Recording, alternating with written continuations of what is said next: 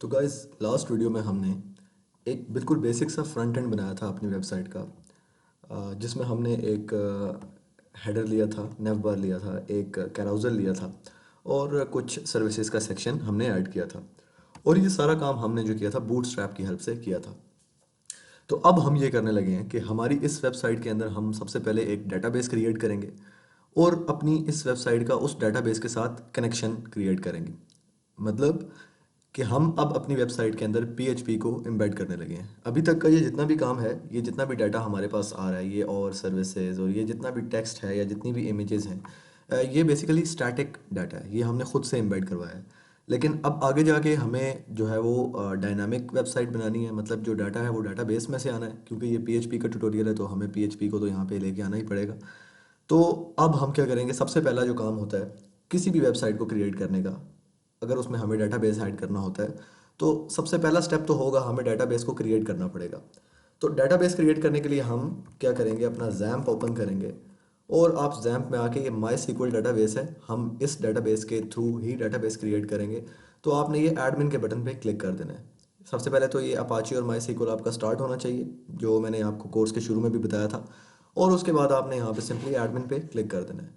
जैसे ही आप एडमिन पे क्लिक करेंगे, ये अब आप देखें आपके यूआरएल में एक चीज़ आ गई, लोकल होस्ट बैकस्लैश PHP माई एडमिन।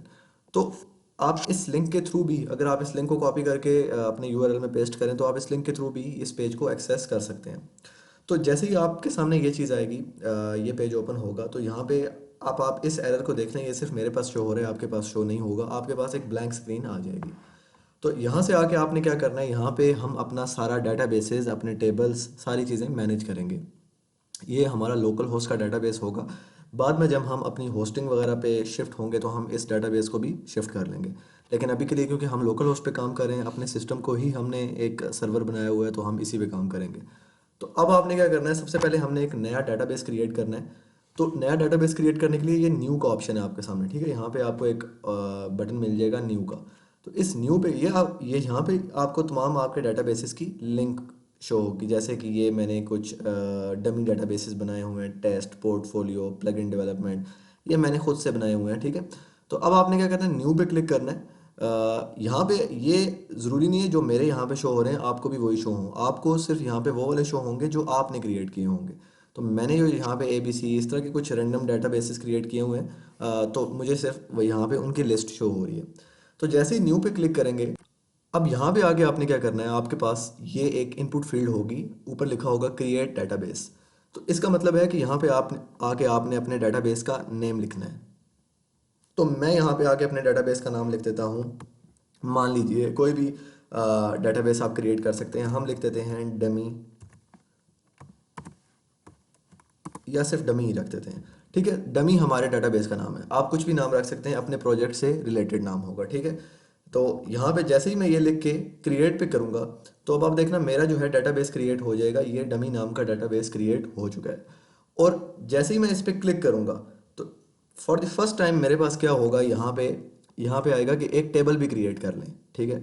अब टेबल क्यों क्रिएट करना है, टेबल्स क्या होते हैं वो हम आगे जाके देखेंगे जब हम डाटा इंसर्ट वगैरह करेंगे। अभी के लिए हम क्या करते हैं, सिर्फ डमी नाम का डाटाबेस क्रिएट कर लिया, ये मोर देन इनफ है, ठीक है। अभी हमें इसमें टेबल्स वगैरह क्रिएट करने की ज़रूरत नहीं है। तो अब मैं क्या करूँगा, अब मैंने डेटाबेस तो क्रिएट कर लिया है, लेकिन अब ये जो मेरी वेबसाइट है, इस वेबसाइट को कैसे पता चलेगा कि इसका जितना भी डाटा इसमें हम इंसर्ट कर रहे हैं या डाटा अपडेट डिलीट जो भी हम कर रहे हैं, वो इस डाटाबेस के साथ कर रहे हैं, इस डमी नाम के डाटाबेस के साथ कर रहे हैं। यहाँ पे तो और भी बहुत से पड़े हुए हैं। तो हमें क्या करना पड़ेगा, इस वेबसाइट के और इस डमी नाम के डाटाबेस के दरमियान एक कनेक्शन बनाना पड़ेगा, मतलब इन दोनों को आपस में लिंक करना पड़ेगा। तो वो कनेक्शन कैसे बनाते हैं, अब हम वो देखते हैं। तो मैं क्या करता हूँ, मैं अपने प्रोजेक्ट फोल्डर में चला जाता हूँ जहाँ पे मेरा प्रोजेक्ट पड़ा हुआ है। तो यहाँ पे आके ऑलरेडी मैंने 4 फाइल्स लास्ट लेक्चर में बनाई थी। यहाँ पे आके मैं एक न्यू फाइल बनाता हूँ और मैं इस फाइल को नाम दे देता हूँ backend.php, या इस तरह करते हैं, इसको हम नाम दे देते हैं server.php, ठीक है। server.php आप कुछ भी नाम दे सकते हैं। अब इस फाइल के अंदर मेरा क्या होगा, डेटाबेस का कनेक्शन होगा और जितनी भी बैकएंड की क्यूरीज होंगी वो मैं सारी इसके अंदर लिखूंगा। अभी हम ऊप की तरफ मूव नहीं कर रहे, ऑब्जेक्ट ओरिएंटेड की तरफ। वो जब हम ऊप की तरफ जाएंगे तो हम क्या करेंगे कि हर एक के लिए मतलब प्रॉपर हम MVC पैटर्न को फॉलो करेंगे। तो वो फिर हम बाद में देखेंगे, लेकिन अभी के लिए हम जितना भी बैकएंड का काम होगा वो सारा इस सर्वर डॉट पी की फाइल में ही करेंगे। तो अब जब मैंने कनेक्शन बनाना है तो मेरे पास क्या होता है, दो से तीन चीज़ें होती हैं।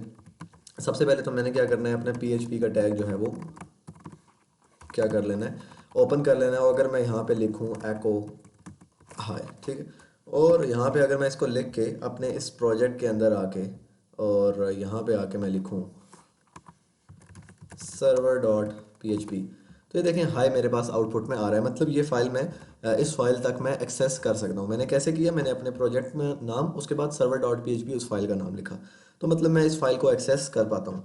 तो अब मैंने क्या करना है, इसके साथ कनेक्शन बनाना है इस फाइल के अंदर। तो कनेक्शन कैसे बनता है हम वो देखते हैं।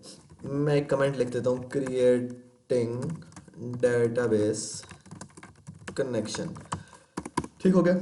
अब सबसे पहले मुझे चार चीज़ें चाहिए होती हैं कनेक्शन बनाने के लिए। एक, आपके होस्ट का नाम, जो कि हमारे केस में लोकल होस्ट है।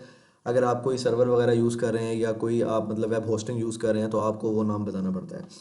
उसके बाद आपको अपना यूज़र नेम बताना पड़ता है, अपना पासवर्ड बताना पड़ता है वो है, और एक अपना डेटाबेस बताना पड़ता है, डेटाबेस का नाम बताना पड़ता है। तो ये चीज़ें कैसे करते हैं, सबसे पहले हम क्या करते हैं, एक वेरिएबल ले लेते हैं। मैं लिख देता हूँ डीबी होस्ट, आप कुछ भी नाम इसका रख सकते हैं, डेटाबेस होस्ट या कुछ भी। और यहाँ पे हम कह देते हैं लोकल होस्ट। ये स्पेलिंग ठीक लिखने हैं लोकल होस्ट के, क्योंकि हम लोकल होस्ट पे काम कर रहे हैं, तो इसलिए मैंने डीबी होस्ट कह दिया, लोकल होस्ट।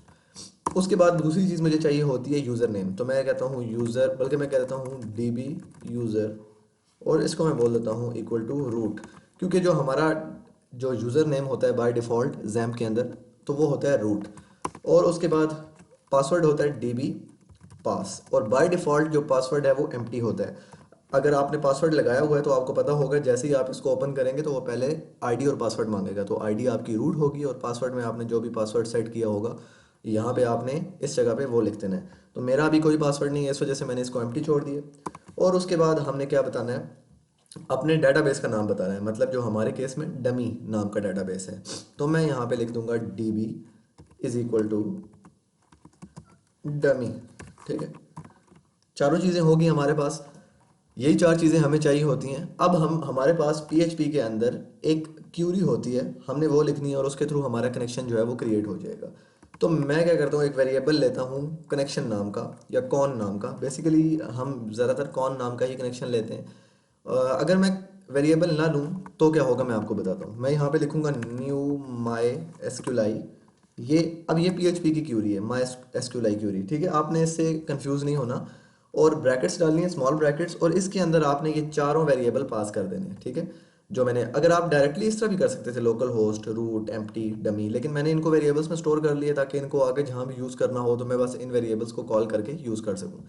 तो मैं क्या करूँगा, बारी बारी इन चारों को यहाँ पे यूज़ कर लूँगा। सबसे पहले डीबी होस्ट, उसके बाद डीबी यूज़र, उसके बाद डीबी पास, और लास्ट में सिर्फ डीबी।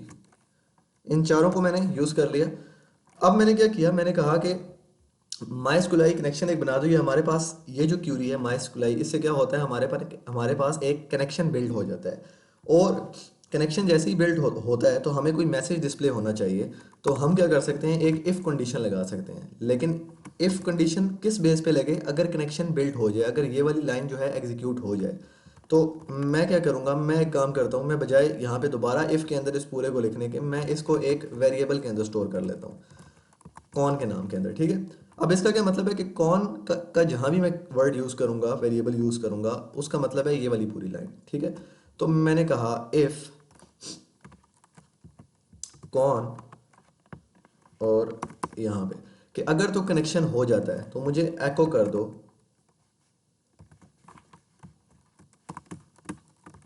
कनेक्शन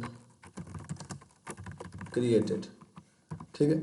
और अगर ऐसा नहीं होता तो क्या करो, एल्स में आ जाओ और यहाँ पे कह दो, इसको कॉपी करता हूँ, कनेक्शन नॉट क्रिएटेड। तो हम देख लेते हैं इस फाइल को रन करके कि क्या हमारा कनेक्शन क्रिएट हो रहा है या नहीं हो रहा। तो ये देखें कनेक्शन क्रिएटेड की हमारे पास जो क्यूरी है वो हमारे पास रन हुई है, और आउटपुट में ये वाली जो स्टेटमेंट है ये एग्जीक्यूट हो चुकी है। तो मतलब हमारा कनेक्शन जो है वो बिल्ड हो चुका है। अब हमें कैसे पता चलेगा कि क्या वाकई कनेक्शन क्रिएट हुआ भी है या बस कनेक्शन जो है वो नहीं बिल्ड हुआ, तो हम क्या करेंगे, अगर डेटाबेस का नाम या इनमें से किसी एक का नाम भी गलत लिख दें, मैं वैसे ही यहाँ पे कुछ रैंडम नाम लिख देता हूँ, तो अब इस नाम का कोई मेरे पास डेटाबेस नहीं है, तो अब क्या होना चाहिए, मेरे पास दूसरी एग्जीक्यूट होनी चाहिए। तो ये देखें, ये मुझे कह रहा है कि MySQLite कंस्ट्रक्ट अननाउन डेटाबेस। अच्छा, एक और चीज़ है, अब अभी भी अगर आप देखें तो यहाँ पे मेरे पास आया है कनेक्शन क्रिएटेड, लेकिन अननाउन डेटाबेस, ये वाला जो डेटाबेस है, इसने साथ मुझे आउटपुट में ये चीज़ भी दे दी है। अब ये क्यों आया है, कनेक्शन क्रिएटेड क्यों आया है, कनेक्शन नॉट क्रिएटेड क्यों नहीं आया, वो इसलिए आया है, अगर मैं इसको हटा ही दूँ, वो इसलिए आया क्योंकि ये लाइन रन तो होगी ना, मतलब ये लाइन रन तो होगी, अगर मैं गलत डेटाबेस दूं तब भी ये लाइन रन होगी।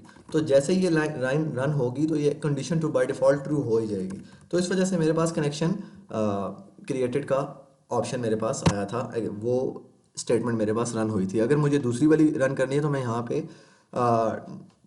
डाई की कंडीशन लगा सकता हूँ, तो वो हम आगे जाके देखेंगे। अभी के लिए मैंने बस आपको समझाना था कि कनेक्शन कैसे क्रिएट करते हैं। तो ये अब हमारा कनेक्शन क्रिएट हो चुका है, इसके बाद हम टेबल्स वगैरह क्रिएट करेंगे और उन टेबल्स में डाटा इंसर्ट करेंगे। तो नेक्स्ट वीडियो में हम एक फॉर्म क्रिएट करेंगे और उस फॉर्म के अंदर हम अपने एडमिन को रजिस्टर करेंगे।